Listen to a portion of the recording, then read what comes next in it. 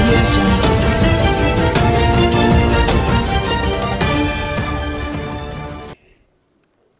ఇందాక చెప్పడం మర్చిపోయాను. మనోహర్ గారు మేము మా ఇద్దరికి ఆయన పబ్లిక్ స్కూల్లో చదువుకున్నాం. ఆయనతో పాటు చదువుకున్న ఫ్రెండ్స్ కానీ వీళ్ళందరూ నా కామన్ ఫ్రెండ్స్. చాలా సంవత్సరాలుగా పరిచయం ఉంది. కాకపోతే అది ఎప్పుడు మేము ఒక పరిచయంగానే ఉంచుకున్న దాన్ని అంతకుమించి ముందుకు తీసుకెళ్ళేది. కాకపోతే పార్టీ పెట్టినప్పటి నుంచి ఆయన అప్పుడప్పుడు నా స్పీచెస్ చూసి ఒక సలహాలు సూచనలు కొన్ని పంపించేవాళ్ళు.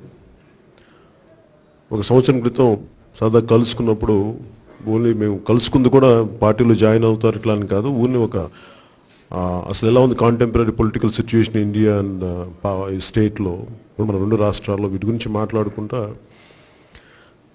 మేము ఆయనకి నాకు ఎక్కడ కుదిరింది అంటే మేమిద్దరం కోరుకుంటుంది కూడా అకౌంటబిలిటీ అండ్ పాలిటిక్స్, రాజకీయ జవాబుదారీతనం.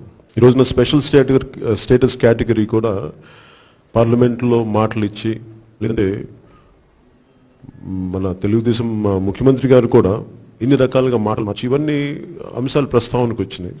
అండ్ అలా కాదు, ఏదైనా ఒక మాట నిలబడితే నాయకులే 14 సార్లు మాటలు మారిస్తే నాలుగు రకాల పరిస్థితుల్లో ఇది అస్తవ్యస్తంగా మళ్ళీ భావితరాలకి ఒక సరైన మెసేజ్ ఉండదు, సంపూర్ణత్వం ఉండదు దానికి అని చెప్పి ఇట్లా మాట్లాడుకుంటా అది ఒక దాదాపు ఒక 9 నెలలు మా ఇద్దరి మధ్య డిస్కషన్ జరిగింది. దాంట్లో భాగంగా మేము తర్వాత జాయింట్ ఫ్యాక్ట్ ఫైండింగ్ కమిటీ చేసినప్పుడు కూడా వారి ఊర్లో లేరు.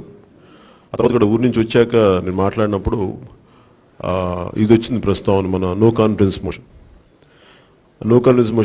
దాని గురించి ఆయన సలహాల సూచనలో నో కాన్ఫిడెన్స్ మోషన్ చాలా బాగా తీసుకున్నాను.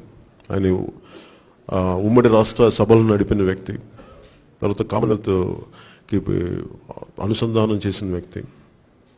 ఇవన్నీ ఆయన దృష్టిలో పెట్టి కామెంట్ చేయండి. ఎప్పటికప్పుడు మా వీడియోస్ చూడాలంటే సబ్స్క్రైబ్ చేసుకోండి.